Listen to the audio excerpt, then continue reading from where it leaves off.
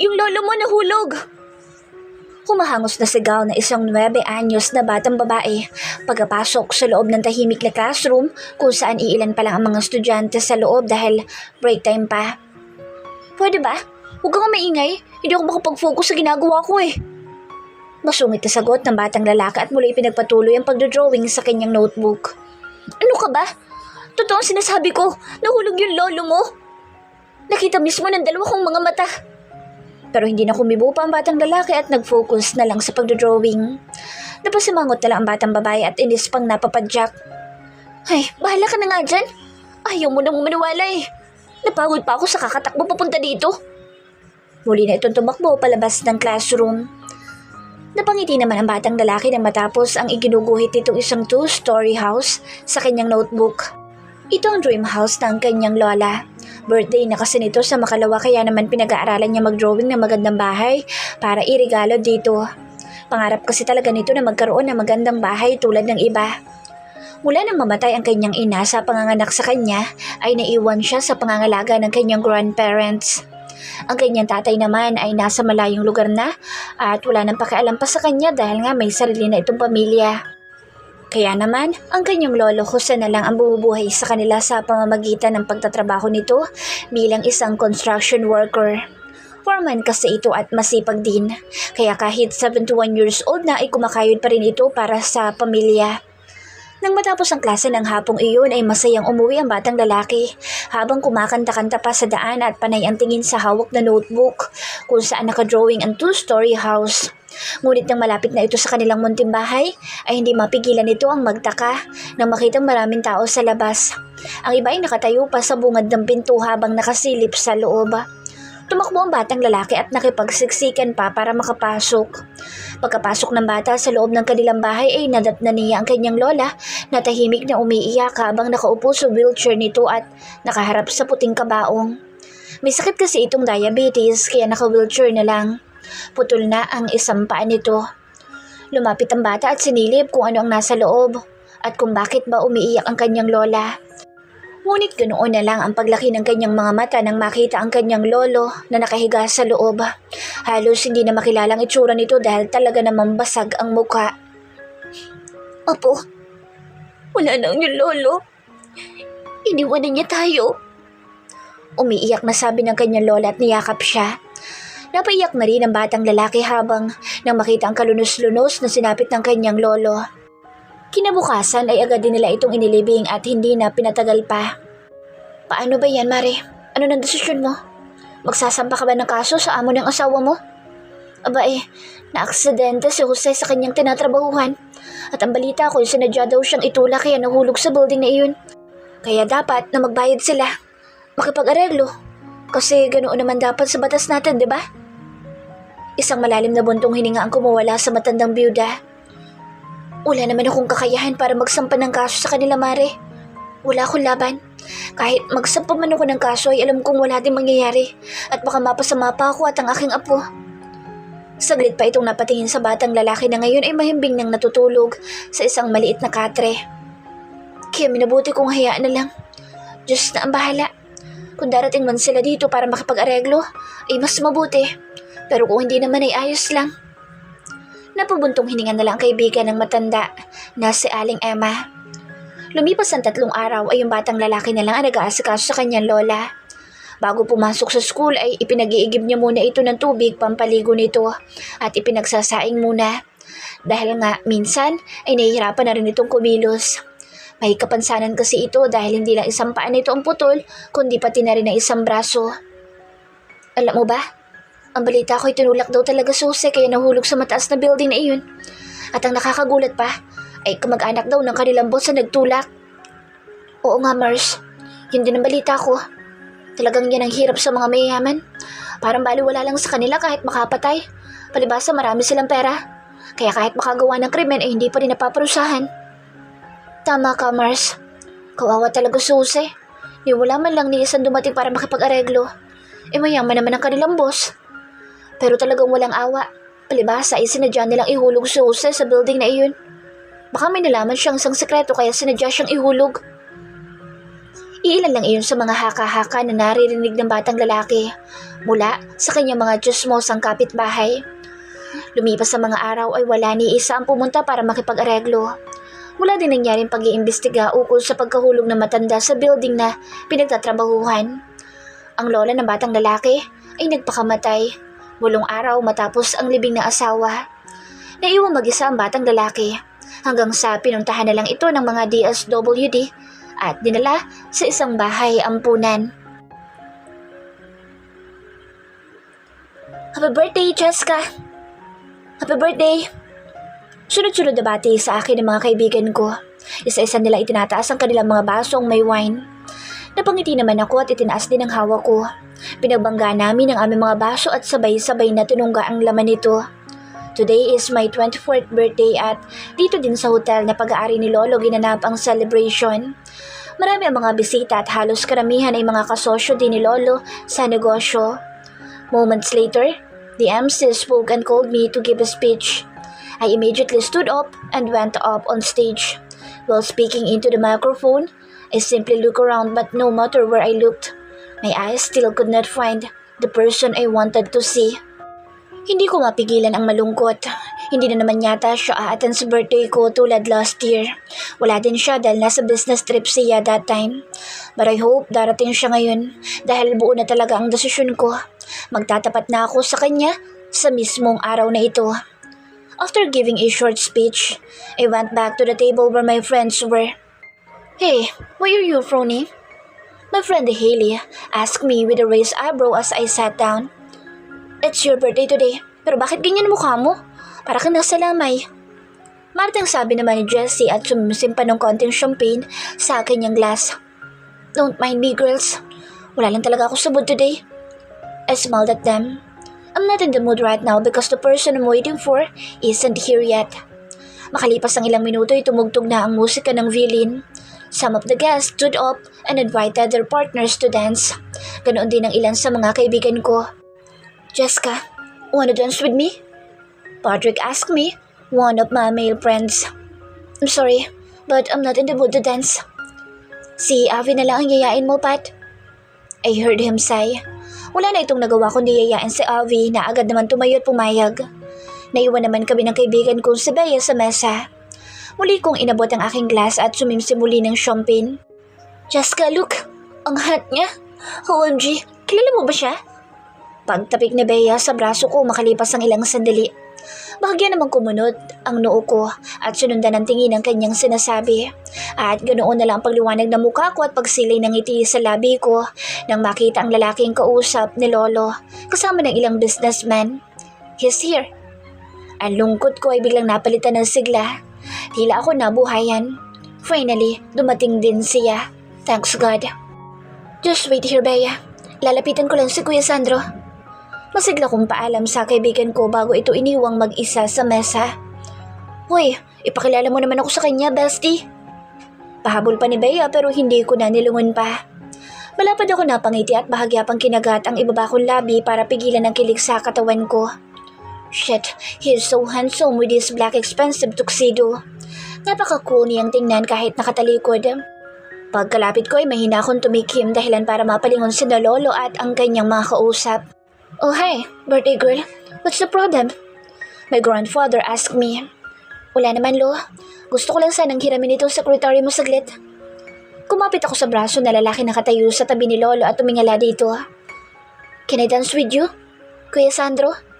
Kanina pa kita hinihintay eh. I thought you weren't coming, but it's good that you came. I sweetly smiled at him. I'm sorry for being late. May inaskaso lang ako importante kaya nahuli ako ng dating. Formal niyang sagot, ni wala man lang kangiti-ngiti. Hindi ko naman mapigilan ang bahagyang mapasimangot. Ay, napaka-formal talaga ng lalaking ito kahit kailan. So, pwede mo ba akong isayaw? I asked him again smilingly. But instead of answering me, Kuya Sandro looked at my grandfather. Chairman, pwede ko bang isayaw ang apo niyo? Napanguso na lang ako. Seriously, isasayaw lang ako pero kailangan niya pa talagang humingi ng permiso kay Lolo. Ay naman ang lalaking ito, nasobrahan naman yata sa pagka-gentleman.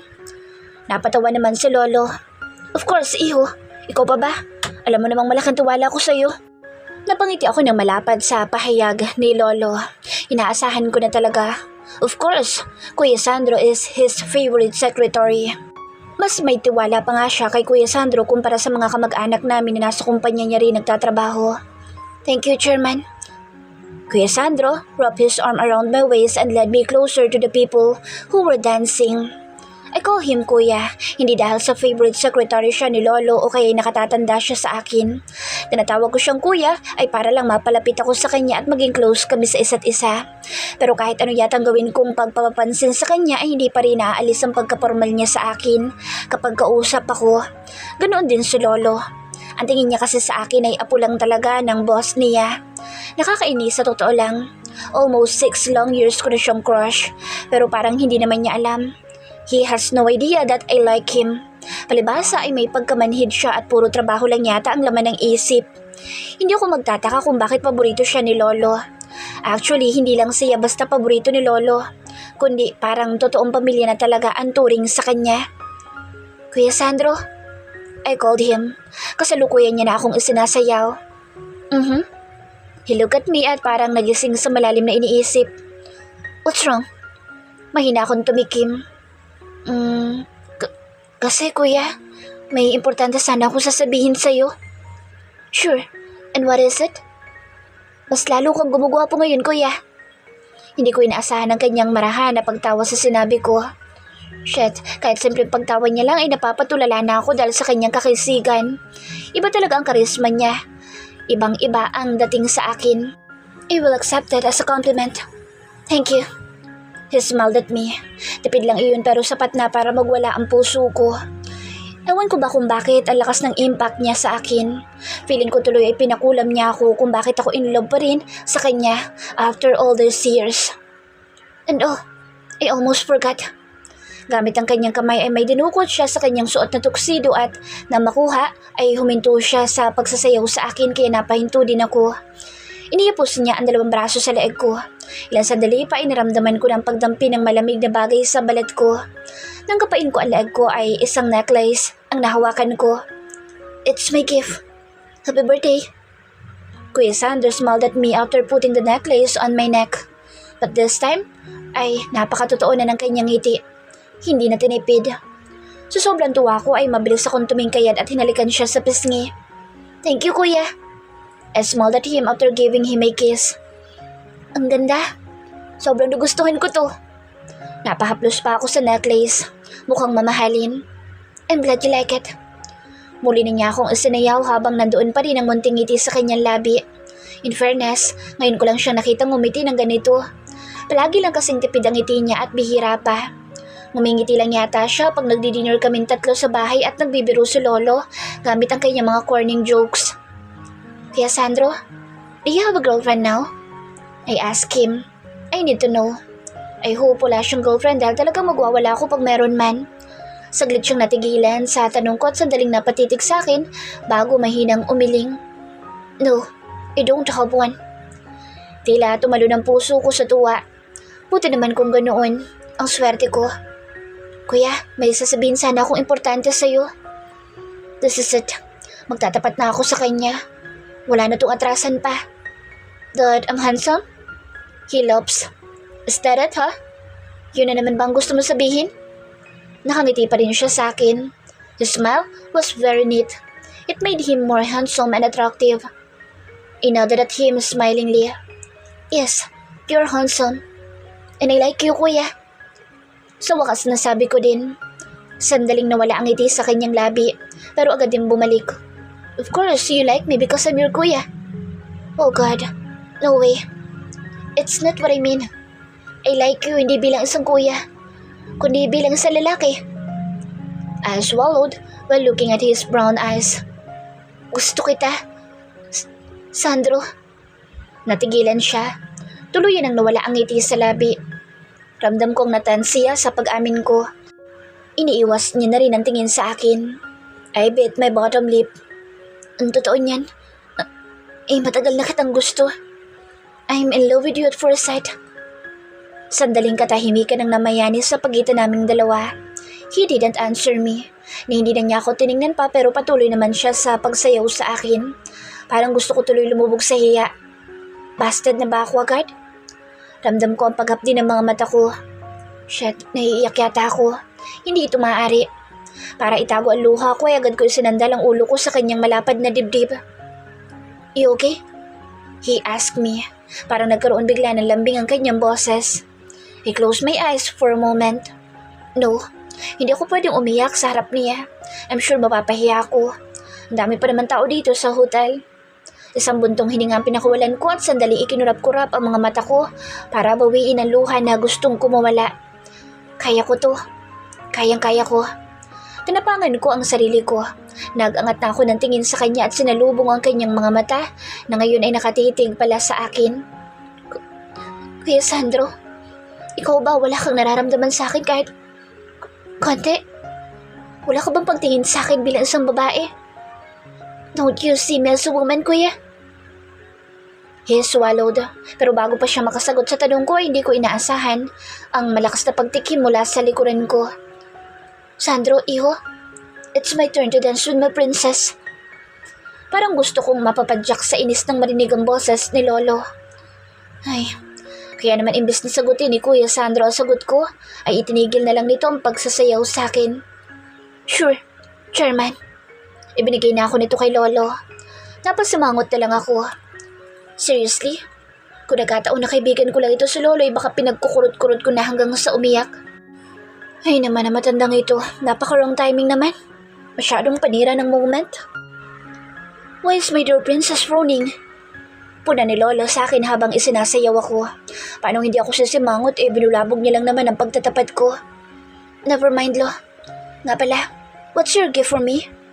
Can I make a request? Lima ko na pangisin na may maisip. Oo nga pala, may kasabihan tayo na kung hindi mo makukuha sa santong dasalan, pues kunin mo na lang sa santong paspasan para ano man ang kalabasan ay walang sisihan. At least, ginawa mo yung kakayahan kaysa naman magmaktol at umuwing luhaan. My grandfather chuckled. Say whatever you want, young lady. You know, Grandpa can't say no to you. Ano man ang hilingin mo. Kung ganoon, Lo, ipakasal mo na lang ako kay Kuya Sandro. I want him to be my husband. Napahalakak si Lolo, dahilan para mapatingin ng ibang guest sa amin. I frowned. Ano nakakatawa, Lo? Don't tell me, hindi ka papayag. Akala ko ba, ano man ang hilingin ko? Napasatsat si Lolo. Kawawa naman ako kung mag-aasawa ka na, apo. May iwan ako mag-is niyan. At talagang si Sandro pang napili mo. Akala ko ba kuya ang turing mo sa kanya? I just call him kuya para lang mapalapit sa kanya. I pouted. Pero gusto ko talaga siya, Lo. I liked him from the first time I saw him. Siya ang gusto ko maging asawa. You're too young to get married. I'm already 24, Lo. Exactly. You're just 24. Masyado ko pang bata para mag-asawa. Saka na lang pag 38 ka na. Literal na nalaki ang mga mata ko. 38? Tom, no way. Lo, ano ka ba naman? Baka menopause na ako nun. 38 talaga? Ayoko, hindi ko papayag.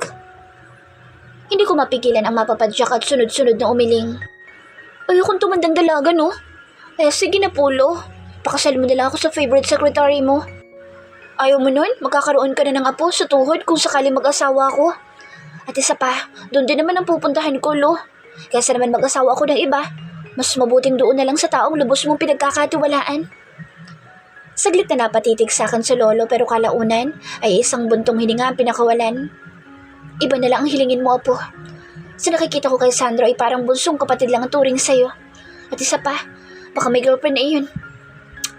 Problema ba yung may girlfriend na siya? Sawa nga naaagawin pa kayang girlfriend lang. Pero siya po ang gusto ko, Lo. Wala kong pakaalam kung may girlfriend man siya at walang pagtingin sa akin katiting. Alam ko namang mamahalin niya rin ako bilang asawa niya kapag naikasal na kami. Kaya sige na, Lo. Pumayag ka na po sa hiling ko. Kala ko ba ibibigay mo lahat ng gusto ko? Pero opo, no more bats, Lo. Sige ka, lalayasan talaga kita kapag hindi ka pumayag. Hindi ako magpapakita sa iyo habang buhay. My grandfather took a deep sigh na para bang suko na. Fine. I will talk to him later. Namilog naman ang mga mata ko sa narinig. Sa sobrang tuwa ko ay agad akong napatalon at yumakap kay Lolo. Thank you so much, Lo. You're the best talaga. The best grandpa in this world. I know. My grandfather laughed. Mula nang mamatay ang parents ko sa isang aksidente ay si lolo na ang nagpalaki sa akin. And for me, he is the best lolo in the world. Ang swerte ko lang dahil siya ang naging lolo ko. Lahat ng gusto ko ay agad niyang sinusunod. Nakangiti akong bumalik sa table namin ng mga kaibigan ko. Oh, buti naman hindi ka na nakasimangot ngayon. Marating po na sa akin ni Bea. Don't mind me guys. I'm just happy because it's my birthday today. Ang mas mabuti pa ay uminom na lang tayo. Mabilis kong dinampot ang glass na naglalaman ng champagne. Cheers! Kanya-kanya namang pinagdadampot ng mga kaibigan ko ang kanilang baso at itinaas. Cheers! Habang nagkakwentuhan ng mga friends ko ay palihim namang nakamasid kay Kuya Sandro ang mga mata ko. Sana magka-boyfriend ka ng Cheska. Uwi ka ng kaibigan kong si Alvi bago tunungga ang kanyang baso. Napangisi naman ako. Magka-boyfriend na? Mas gusto ko asawa agad para sa akin na talaga. Inalog-alog muna ang hawak kong baso bago sumimsim ng konting champagne. Of course. Soon, iimbitahan ko kayo sa kasal ko. Maybe this month? I'm not sure. Weathering next month. Basta malapit na ang kasal ko. Napabaling lahat ang tingin ng mga friends ko sa akin. But you don't have a boyfriend. Kanino ka naman magpapakasal? Si Hailey na nalalaki ang mga mata sa akin. When did you have a boyfriend? Cannot ask with a frown. It's a secret. I replied with a smile. Basta, ikakasal na ako soon. Don't worry guys, makikilala niyo rin naman ang groom ko sa mismong araw ng kasal namin. Napaawang ang labi ng mga kaibigan ko na parang hindi makapaniwala sa akin. You're just kidding. Baka lasing ka lang kaya mo nasasabi yan. Wala ka namang boyfriend, no? We laughed. No, I think she's serious. But who's the lucky guy? Patrick asked curiously. Pero imbes na pansinin ang kanyang tanong ay mas pinili kong tumayo at parang nataranta nang makita ang paglabas ni Kuya Sandro. Saglit pa ako napapikit nang makaramdam ng pagkahilo. Parang sandaling umikot ang paningin ko dahil sa bigla akong pagtayo. Maiwan ko muna kayo guys. Enjoy your drinks. I'll be right back. Paalam ko sa mga kaibigan ko bago sila tinalikuran. Dinig ko pang pagtawag ni Lolo pero hindi ko na nilungon pa. Kahit parang umiikot na ang paningin ko ay pinilit ko pa rin humabol palabas ng hotel. Parang nataranta pa ako nang hindi ko na makita si Kuya Sandro. Pero buti na lang pagdating ko sa parking lot ay sakto namang pasakay pa lang siya sa kanyang sasakyan. Kuya! Napahinto ito sa akmang pagbukas ng pinto ng kanyang kotse at agad na napalingon nang marinig ang pagtawag ko. Kuya, I'm coming with you. I ran closer to him but because I was dizzy, I didn't expect to fall. Napangawi ako sa pagbagsak ko sa matigas na semento. Buti na lang hindi ang mukha ko ang tumama. Yung dalawa kong braso at dalawang tuhod. Ang sakit lang. Cheska! To the rescue naman si Kuya Sandro. Napatakbo ito sa akin at agad akong inalalayang tumayo. Are you okay? May masakit ba sa'yo? May pag-aalala nitong tanong at taranta pang hinawakan ng mga braso ko at tiningnan ang siko ko. Nang makitang nagalusan na isang buntong hininga ang kanyang pinakawalan at tiningnan ako. Sino ba kasi may sabi na tumakbo ka? Ayan tuloy nagalusan ka na. Medyo nagulat naman ako sa kanyang pagsigaw. Tom, he looks mad. But why? Sasama ko sa'yo. Ihatid mo na ako sa bahay, kuya. Gusto ko na kasi magpahinga. He closed his eyes for a moment. Isang buntong hininga ulit ang kanyang pinakawalan. I'm sorry, nasaktan ka ba? Masakit ba ha? May masakit ba sa'yo? Gusto mo dalhin kita sa ospital? No, kuya. I'm okay. I smiled at him. Let's go. Ihatid man lang ako. Hindi ko na hinintay pa ang kanyang sagot at nagmamadali nang pumasok sa loob ng kanyang kotse. Ramdam ko ang pagkirot ng paa ko. Mukhang na-sprain pa yata. Pumasok na din si Kuya Sandro sa driver's seat at nang tingnan ako nito ay agad akong umiwas at ibinaling na lang ang tingin sa labas. Nakapagpaalam ka na ba sa lolo mo na uuwi ka na? I just nodded at him. Kahit na ang totoo ay hindi naman. I just wanted to be with him. Gusto kong sabihin ulit sa kanya na gusto ko siya. Gusto kong marinig ang sagot niya. Tama-tama lang ang timing ko dahil walang tao sa mansyon ngayon kahit na mga katulong. Nasa hotel silang lahat dahil nga birthday ko. Habang lula ng sakyan ay panay naman ang paghikab ko. Medyo umiikot pa rin ang paningin ko dahil sa pagkahilo. Sumandal na lang ako sa aking upuan at pumikit hanggang sa hindi ko na namalayan ang pagtulog ko. Nalimpungatan ako nang maramdaman ang paghiga ko sa malambot na kama. When I opened my eyes, si Kuya Sandro ang bumungad sa akin. Kasalukuyan akong kinukumutan. Kuya, sandali siyang napaangat ng tingin sa akin nang marinig ang pagtawag ko. Matulog ka na. Mamaya na lang ako uuwi kapag dumating na ang lolo mo at ang mga katulong. No, just stay here in my room. Mabilis kong pagpigil sa kanyang kamay nang aalis na. May mga tanong ako sa'yo at gusto kong sagutin mo muna bago ka lumabas. Napahinto naman siya at mahinang bumuntong hininga. Bukas na lang, kapag hindi ka nalasing. No, I'm not drunk. Mabilis kong depensa na sinabayan pa ng pag-iling. Oo, nakainom ako pero hindi naman ako lasing. Malinaw pa rin kitang nakikita at naririnig. Kaya ngayon gusto kong marinig ang sagot mo. Napalunok ako. Pwede ko bang malaman kung anong tingin mo sa akin bilang isang babae? Kasi kuya, gusto kita. Hindi bilang isang kuya kundi bilang isang lalaki. Gustong gusto kita kuya. Namayani ang ilang sandaling katahimikan. Pero makalipas ang halos ilang segundo ay hindi ko inaasahan ang pagbaklas niya sa kamay kong nakahawak sa kanyang braso. Matulog ka na. Matapos niyang sabihin iyon, ay sa kanya ako tinalikuran at nagmamadaling lumabas ng kwarto ko. Medyo nasaktan ako sa hindi niya pagsagot. I know, ayaw niya sa akin. Halata naman eh. I couldn't help but cry. He can't stop my tears from falling. Sa edad na 24, ay itong unang beses na nagtapat ako sa isang lalaki. At talagang busted pa. It hurts. Yes. I cried overnight. Nang magising ako kinabukasan ay medyo tanghali na at talagang pagampaga ang mata ko dahil sa kakaiyak magdamag. Iniyusan ko na lang sarili ko at nagsuot ng shades para hindi makita ang pamamaga. Pagbaba ko ng kwarto ko ay nadatnan ko si Lolo sa sala. Nakaupo sa couch at nagkakape habang may binabasang magazine. Agad naman ako lumapit dito. Hi Lo, good morning. I kissed him on the cheek bago naupo sa kabilang couch. Nakaayos ka? Saan na naman ang punta mo? Tanong ni Lolo pero sa hawak na magazine ang tingin. Wala naman Lo. Gusto ko lang talaga maging pretty. And by the way, what happened last night Lo? Si Kuya Sandro nakaalis na ba? Ibinaba ni Lolo ang hawak na magazine at tiningnan ako. Isang buntong hininga ang kanyang pinakawalan bago nakuha magsalita. I already talked to Sandro about the marriage proposal. Napalunok ako. And the answer is? Bigla akong kinabahan lalo na nang muling bumuntong hininga si Lolo. Yung klase pa naman ng buntong hininga na tila bigo. No way. Talagang iiyak na ako sa harap ni Lolo kapag hindi pumayag ang lalaking iyon. So, what's his answer, Lo? Pumayag ba siya? Or, shit, natatans ako. The answer is, my grandfather looked at me directly into my eyes. Parang gusto pa talaga akong bitinin. Ano po? Come on, tell me now, Lo. Did he agree? Seriously, kung naging kaibigan ko lang itong si Lolo, baka matagal ko nang binutukan. Aba, mas malupit pa sa announcer ng Miss Universe ko mambitin. Yes, he agreed to marry you. I was shocked. He agreed? Literal na nalaki ang mga mata ko at biglang napatayo mula sa aking kinauupuan. OMG! Yes! Yes! Tuwang-tuwa akong sigaw dahil sa sobrang tuwa.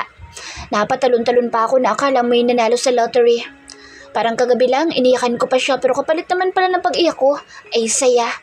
Hindi ako makapaniwala na pumayag siya sa alok na kasal ni Lolo. Thank you so much, Lo. Sobrang the best ka talaga, matanda ka. Patalon-talon ko sabi at nag-thumbs up pa kay Lolo. Napailing-iling na lang si Lolo sa akin pero hindi naman maitatago ang ngiti sa labi. Sa wakas, matutupad na rin ang isa sa mga pangarap ko. Ang makasal sa lalaking gusto ko. And it was no other than Kuya Sandro, my grandfather's favorite secretary. I'm super excited. Finally, he will be mine soon. Kinanap ang engagement namin ni Kuya Sandro sa isang 5-star hotel na pag-aari din ni Lolo. Gusto pa nga sana ni Lolo na 6 months pa bago ako ipapakasal kay Kuya Sandro. Kaso umangal ako at gusto kong makasal na kami agad as soon as possible. Napaka-desperada ko, yes, but I don't care. And today is the day.